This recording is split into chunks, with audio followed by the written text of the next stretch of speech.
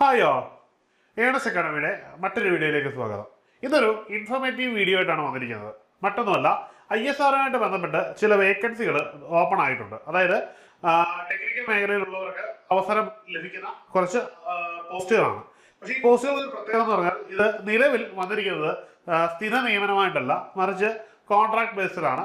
എന്നിട്ട് ISRO തന്നെ പറയുന്നുണ്ട് may or may not be എന്ത് ചെയ്യാം, അവരെ സ്ഥിരപ്പെടുത്താം എന്ന് പറയുന്നുണ്ട്. അപ്പം നിലവിൽ ഒരിക്കലും സ്ഥിര നിയമനമായിട്ടല്ല അവരെടുക്കുന്നത്, പക്ഷേ അത്യാവശ്യം നല്ല അട്രാക്റ്റഡ് സാലറിയും അതിന് പ്രൊവൈഡ് ചെയ്യുന്നുണ്ട്. അപ്പോൾ കുറച്ചധികം തസ്തികകളുണ്ട്. പ്രത്യേകിച്ചും ഇവിടെ റിക്രൂട്ട് ചെയ്യുന്ന ബാംഗ്ലൂരിലേക്കാണ്. അതിൽ ഇന്ത്യൻ സ്പേസ് റിസർച്ച് ഓർഗനൈസേഷൻ തന്നെ ഹ്യൂമൻ സ്പേസ് ഫ്ലൈറ്റ് സെന്ററിലേക്കാണ് നിയമനം വരുന്നത്. ഇതിന്റെ അഡ്വർടൈസ്മെന്റ് നമ്പർ എന്ന് പറയുന്നത് HSFC 01 RMD 2024 18/9/2024 വന്നിരിക്കുന്ന ഒരു നോട്ടിഫിക്കേഷനിലാണ് നമ്മൾ ഈ ഒരു ഡീറ്റെയിൽസ് നിങ്ങളോട് ഷെയർ ചെയ്യാൻ പോകുന്നത്. അപ്പോൾ ഇതുമായിട്ട് ബന്ധപ്പെട്ട് അറിയാത്തവർ ഇനി ഈ ഒരു അവസരം ഉണ്ടായിട്ട് അപ്ലൈ ചെയ്യാൻ പറ്റിയില്ല എന്ന് കരുതി ആരും വിഷമിക്കേണ്ട. ഇതിന് ഡീറ്റെയിൽ കാര്യങ്ങൾ ഏതൊക്കെ യോഗ്യത വെച്ച് നിങ്ങൾക്ക് അപ്ലൈ ചെയ്യാൻ പറ്റും എന്നുള്ളത് നമുക്ക് നോക്കാം. അപ്പോൾ ഓരോരോ തസ്തികളായിട്ട് നമുക്ക് നോക്കാവുന്നതാണ്. ആദ്യമായിട്ടുള്ള കാറ്റഗറി എന്ന് പറഞ്ഞാൽ എഞ്ചിനീയർ ലെവലിലേക്കാണ്. അതായത് പ്രത്യേകിച്ചും സയന്റിസ്റ്റ് അല്ലെങ്കിൽ എഞ്ചിനീയർ എന്നൊരു കാറ്റഗറിയിലേക്കാണ് ഇവർ വിളിച്ചിരിക്കുന്നത്. SC കാറ്റഗറിയിലാണ്. അത് ISROയിലെ ഒരു തസ്തിക ഒരു ലെവലാണ്. SC കാറ്റഗറിയിലേക്കാണ് വിളിച്ചിരിക്കുന്നത്. ഇതിൽ ആദ്യമായിട്ടുള്ളത് സ്ട്രക്ചറൽ ഡിസൈൻ എന്ന് പറയുന്നൊരു സെക്ഷനിലാണ്. അതിൽ നിലവിൽ ഒരു വേക്കൻസിയാണ് വന്നിരിക്കുന്നത്. ഇതൊരു യോഗ്യത എന്ന് പറയുന്നത് ME ഓർ MTech ആണ്. അത് structural engineering, civil engineering or equivalent ഈ ഒരു യോഗ്യത ഉള്ളവർക്കാണ് ഈ ഒരു തസ്തികയിലേക്ക് നമുക്ക് അപ്ലൈ ചെയ്യാൻ പറ്റുന്നത്. നിലവിൽ ഒരു വേക്കൻസിയാണ് ഇതിനു വേണ്ടി ഉള്ളത്. ഇനി ഇതിന്റെ പ്രോസസ്സ് എന്ന് പറഞ്ഞാൽ താൽക്കാലിക നിയമനമാണെങ്കിലും ഇന്റർവ്യൂ നടത്തി എടുക്കുകയല്ല. അതിന് 2-3 ഘട്ടങ്ങളുണ്ട്. അതിൽ ആദ്യത്തെ എന്ന് പറഞ്ഞാൽ റിട്ടേൺ ടെസ്റ്റ് ആണ്, അല്ലെങ്കിൽ കമ്പ്യൂട്ടർ ബേസ്ഡ് ടെസ്റ്റ് ആയിരിക്കും. അതിനുശേഷം ഇന്റർവ്യൂ ഉണ്ടാവും. അതായത് കേവലം വെറുതെ പോയി നമുക്ക് താൽക്കാലിക നിയമനങ്ങളിലൊക്കെ ആൾക്കാർ കയറുന്ന പോലെ, നമ്മുടെ നാട്ടിലൊക്കെ കയറുന്ന പോലെ പറ്റില്ല. അവരുടെ റിട്ടേൺ ടെസ്റ്റ് എഴുതി അതിനുശേഷം ഇന്റർവ്യൂ കഴിഞ്ഞിട്ടേ ഇതിൽ കയറാൻ പറ്റുകയുള്ളൂ. അപ്പോൾ അതുകൊണ്ട് തന്നെ കയറി കഴിഞ്ഞാൽ ചിലപ്പോൾ സ്ഥിരതയാവാനുള്ള സാധ്യത വളരെ കൂടുതലാണ്. അപ്പോൾ ഈ ഒരു യോഗ്യത ഉള്ളവർ എന്നാലും അവരുടെ ലൈഫിൽ കിട്ടാൻ ഒരു നല്ലൊരു കരിയർ ഓപ്പർച്യൂണിറ്റിയാണ്. കാരണം പിന്നീട് പല തസ്തികകൾക്കും എക്സ്പീരിയൻസ് ഒക്കെ ചോദിക്കുമ്പോൾ ഈ ഒരു എക്സ്പീരിയൻസ് വളരെ വാലിഡ് ആയിട്ടുള്ള ഒരു സർട്ടിഫിക്കറ്റ് ആയിരിക്കും എന്നുള്ള യാതൊരുവിധ തർക്കമില്ലാത്തൊരു കാര്യമാണ്. ഇനി അടുത്ത എഞ്ചിനീയറിംഗ് കാറ്റഗറിയിലെ തസ്തികയാണ് ഇൻസ്ട്രുമെന്റേഷൻ എഞ്ചിനീയറിംഗ്. ഇതിൽ 2 വേക്കൻസികളാണ് പ്രധാനമായിട്ടും കാണുന്നത്. 2 വേക്കൻസികളാണുള്ളത്. ഇതിൻ്റെ യോഗ്യത നേരത്തെ പറഞ്ഞതുപോലെ തന്നെ MTech ആണ്. അതായത് പോസ്റ്റ് ഗ്രാജുവേഷൻ മസ്റ്റ് ആണ്. അതിൽ തന്നെ ഏതാണ് ഇൻസ്ട്രുമെന്റേഷൻ എഞ്ചിനീയറിംഗിൽ അല്ലെങ്കിൽ ഇക്വലന്റ് ആ ഒരു കാറ്റഗറി ഉള്ളവർക്ക് മാത്രമാണ് ഈ ഒരു തസ്തികയിൽ അപേക്ഷിക്കുക. അതായത് ഈ ഒരു തസ്തികയ്ക്ക് ഈ ഒരു കാറ്റഗറിയിൽ ഈ ഒരു വിദ്യാഭ്യാസ യോഗ്യത ഉള്ളവർക്ക് തന്നെയാണ് അപ്ലൈ ചെയ്യാൻ പറ്റുന്നത്. നേരത്തെ പറഞ്ഞതുപോലെ തന്നെ റിട്ടേൺ എക്സാമിനേഷനും ഇന്റർവ്യൂവും അല്ലെങ്കിൽ കമ്പ്യൂട്ടർ ബേസ്ഡ് ടെസ്റ്റും ഇന്റർവ്യൂവും ഇതിലേതെങ്കിലും ഉണ്ട്, അതും എന്നതിൽ തർക്കമൊന്നുമില്ല. അടുത്തതായിട്ട് നമ്മൾ നോക്കാൻ പോകുന്നതെന്ന് പറഞ്ഞു കഴിഞ്ഞാൽ സേഫ്റ്റി റിലയബിലിറ്റി എഞ്ചിനീയറിംഗ് ആണ്. ഇതിനും ഒരു വേക്കൻസിയാണുള്ളത്. ഇതിൻ്റെ യോഗ്യത ME MTech ആണ്. ഈ ഒരു റെലവൻറ്റ് ഫീൽഡിൽ, അതായത് പ്രത്യേകിച്ചും റിലയബിലിറ്റി എഞ്ചിനീയറിംഗ് അല്ലെങ്കിൽ ഇക്വലന്റ്, അതായത് അതുമായിട്ട് ബന്ധപ്പെട്ട ഇക്വലൻസി ഉള്ള മറ്റൊരു മേഖലയിലാണ്. ഇവിടെയും എന്താണ് നമ്മൾ ഈ പറഞ്ഞതുപോലെ തന്നെയാണ് ഇതിൻ്റെ സെലക്ഷൻ പ്രോസസ്സ്. പ്രത്യേകിച്ചും എങ്ങനെയാണ് റിട്ടേൺ ടെസ്റ്റ് അല്ലെങ്കിൽ കമ്പ്യൂട്ടർ ബേസ്ഡ് CBT ഉണ്ടാവും. അതിനുശേഷം ഇന്റർവ്യൂ നടത്തിയ ശേഷമായിരിക്കും ഇവിടുത്തെ നിയമനം.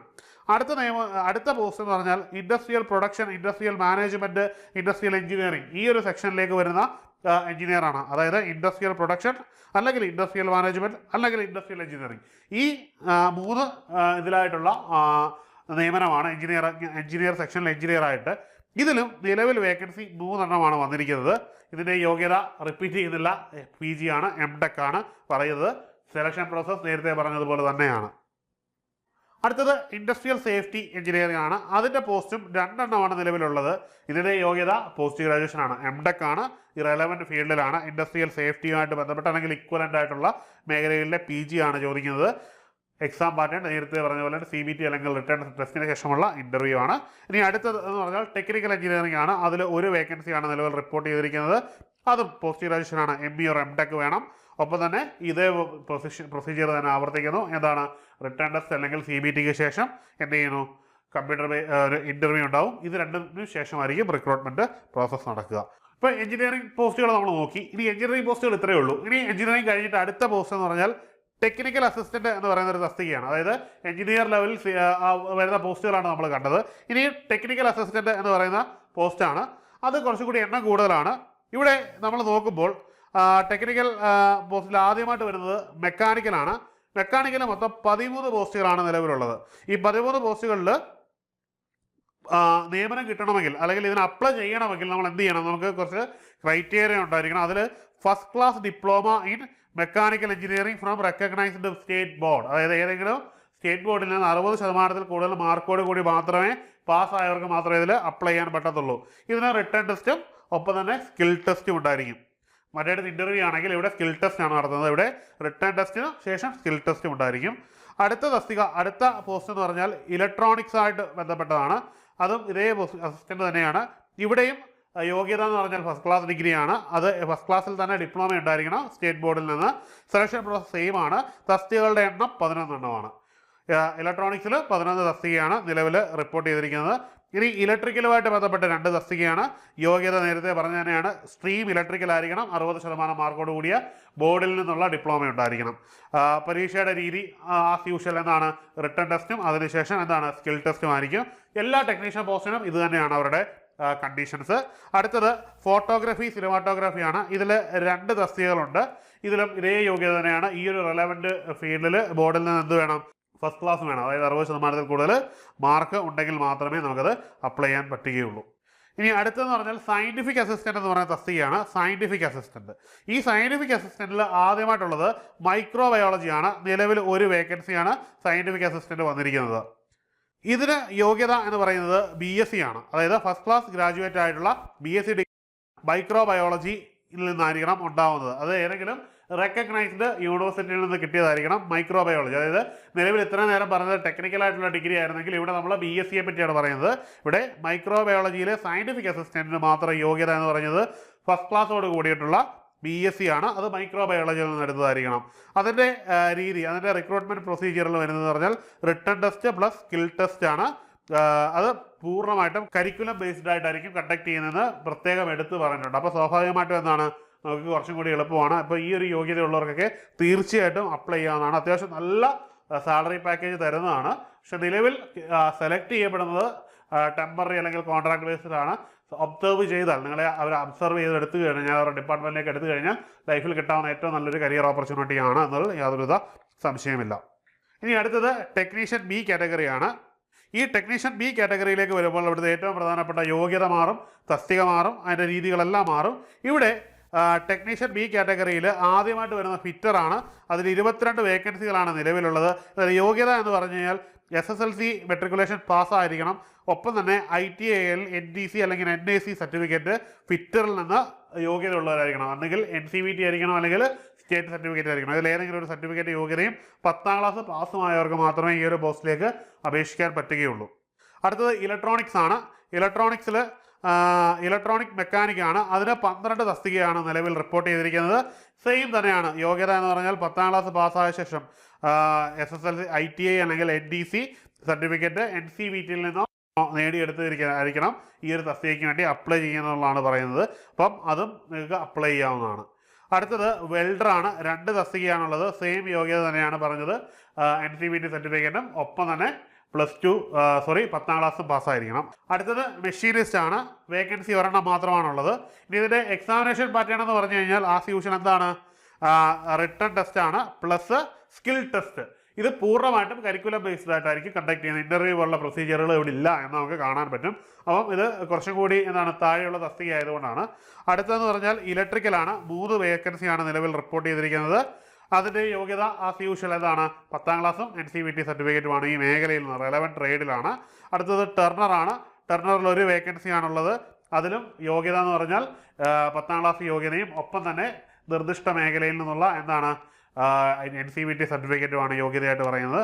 അടുത്തത് ഗ്രൈൻഡറാണ്. 1 വേക്കൻസിയാണ് റിപ്പോർട്ട് ചെയ്തിരിക്കുന്നത്. നിലവിൽ അവർ വിളിച്ചിരിക്കുന്നത് യോഗ്യത ഇത് തന്നെയാണ്. 10ാം ക്ലാസ് മെട്രിക്കുലേഷൻ പാസ്സായിരിക്കണം, ഒപ്പം തന്നെ NCVT സർട്ടിഫിക്കറ്റും ഉണ്ടായിരിക്കണം എന്നുള്ളതാണ്. അടുത്ത കാറ്റഗറി പോസ്റ്റുകൾ എന്ന് പറഞ്ഞാൽ ഡ്രാഫ്റ്റ്സ്മാൻ ആണ്. ഡ്രാഫ്റ്റ്സ്മാൻ B കാറ്റഗറിയാണ്. അതിൽ ഡ്രാഫ്റ്റ്സ്മാൻ മെക്കാനിക്കലാണ്. അത് 9 തസ്തികകളാണ് നിലവിലുള്ളത്.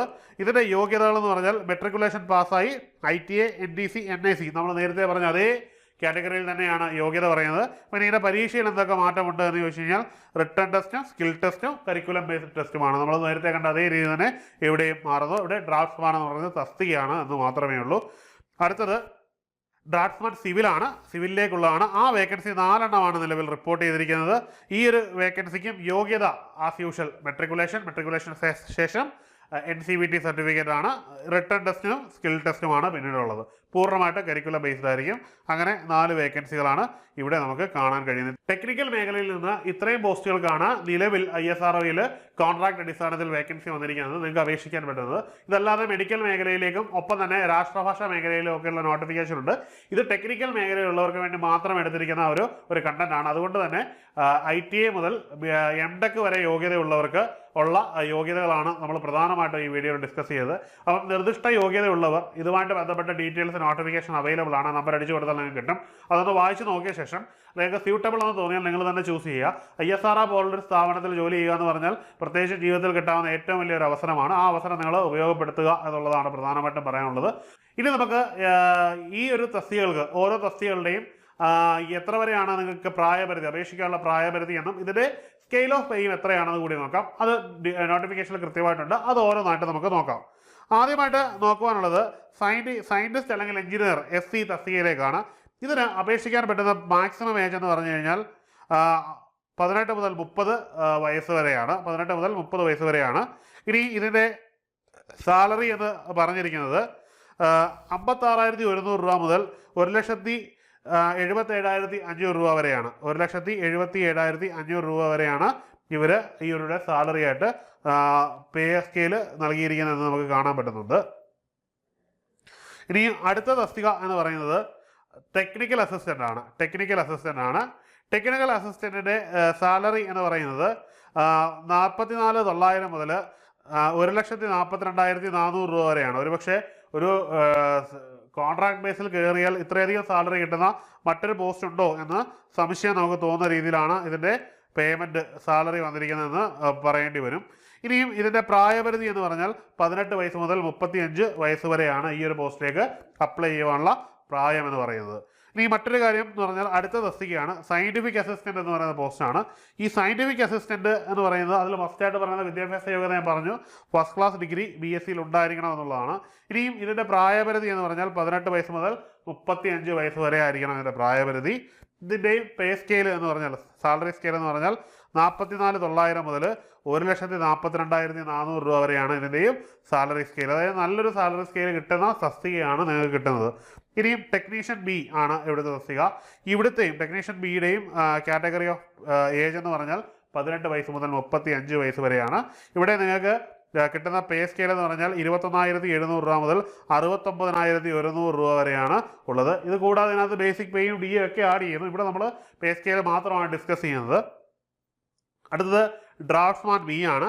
ഡ്രാഫ്റ്റ്സ്മാൻ ബിയുടെ ഏജ് ലിമിറ്റ് അപേക്ഷിക്കാനുള്ള പ്രായപരിധി എന്ന് പറഞ്ഞാൽ 18 മുതൽ 35 വയസ്സ് വരെയാണ്. ഇതിൻ്റെ പേ സ്കെയിൽ എന്ന് പറഞ്ഞാൽ 21,700 രൂപ മുതൽ 69,100 രൂപ വരെയാണ് ഇതിൻ്റെ പേ സ്കെയിൽ എന്ന് പറയുന്നത്. നമ്മളിപ്പം ഏജ് ലിമിറ്റ് കണ്ടു കഴിഞ്ഞു, പേ ഓഫ് സ്കെയിൽ കണ്ടു കഴിഞ്ഞു. ഇനി ഇത് എങ്ങനെ അപേക്ഷിക്കണം എന്ന് ചോദിച്ചു കഴിഞ്ഞാൽ ISROയുടെ തന്നെ സൈറ്റ് വഴിയാണ് നമ്മൾ അപേക്ഷിക്കേണ്ടത്. അവരുടെ ഒരു അവസരങ്ങൾ എന്ന് പറയുന്ന ഒരു പർട്ടിക്കുലർ സെക്ഷൻ ഉണ്ട്, അതുവഴി നിങ്ങൾക്ക് അപേക്ഷിക്കാവുന്നതാണ്. ഇനി നമുക്ക് ഫീസിൻ്റെ ഡീറ്റെയിൽസിലേക്ക് പോകാം. അപേക്ഷിക്കണം, അതായത് എങ്ങനെ അപേക്ഷിക്കണം, ഏത് രീതിയിൽ അപേക്ഷിക്കണം എന്നൊക്കെ പറയാം. അപ്പോൾ അതിനൊപ്പം തന്നെ ഇതിന് ഫീസുണ്ട്.